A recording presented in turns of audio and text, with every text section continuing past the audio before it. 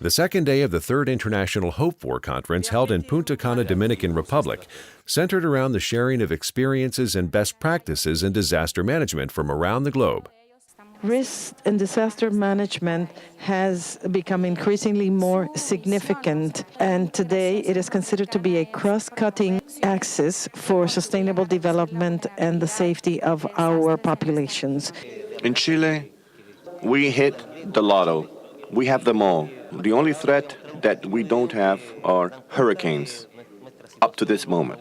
We almost have 278,000 people who are still living in camps. We are continuing to extend the network of civil protection in order to complete the local committees and complement their help. Over the course of several workshops, panelists from Haiti, Chile, Turkey, Colombia, Mexico, Indonesia, Cuba, and overarching agencies like the Caribbean Disaster Emergency Management Agency and the Central American Center for the Coordination of Disaster Prevention laid out the lessons they learned from the process of managing the aftermath of hurricanes, landslides, floods, earthquakes, and other natural catastrophes. Some lessons learned or observed. The first one is that the CDRO kit and equipment need regular updating and enhancement. Second is that the training needs to be more practical and for longer periods. It is important that along its history, the armed forces, along their history, have always had a involvement, participation in all national emergencies mainly, and that experience of operation, of life history, is what allowed us on the day of the earthquake tsunami to be able to operate in coordination with all the elements that make up the civil protection system.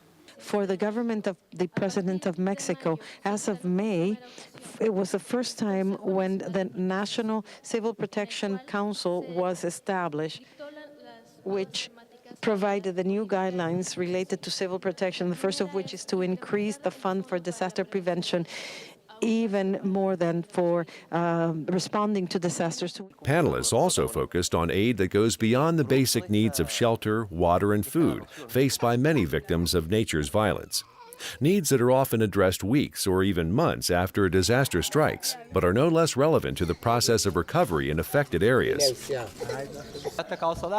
These survivors, you also know very well that they're traumatized.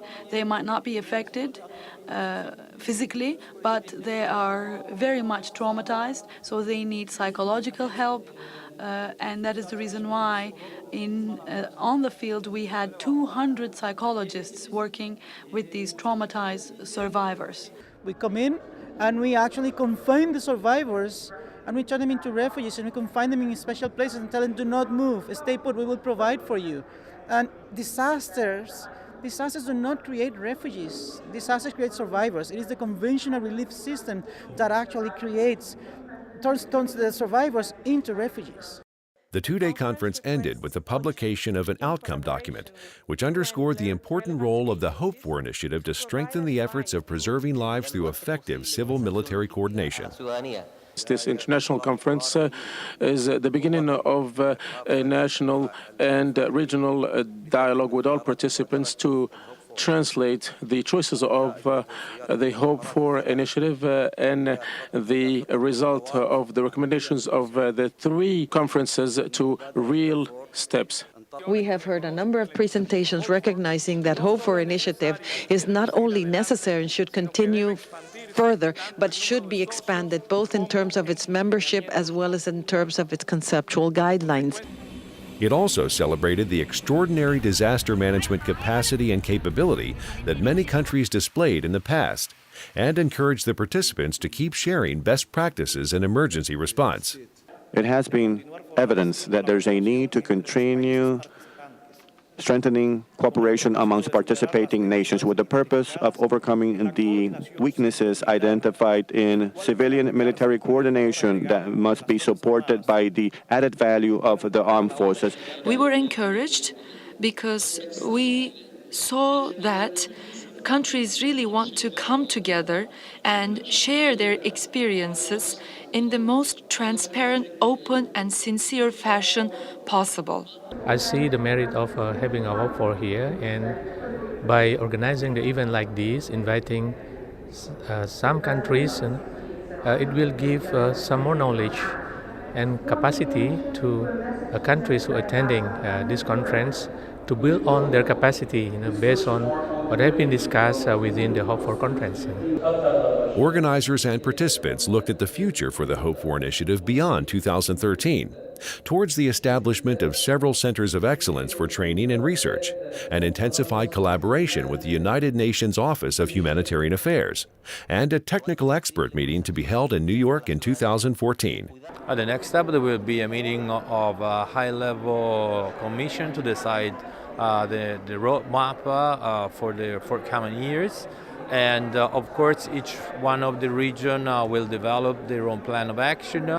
Esta conferencia tiene el valor añadido de que más de 50 estados y organizaciones presentes han manifestado el interés y el compromiso de sumarse a la iniciativa para contribuir a crear mecanismos estandarizados regionales. I think this is going to kind of like get into another stage and will involve risk reduction and will involve disaster management areas as well. So it's going to have more countries and it's going to have more context conceptually.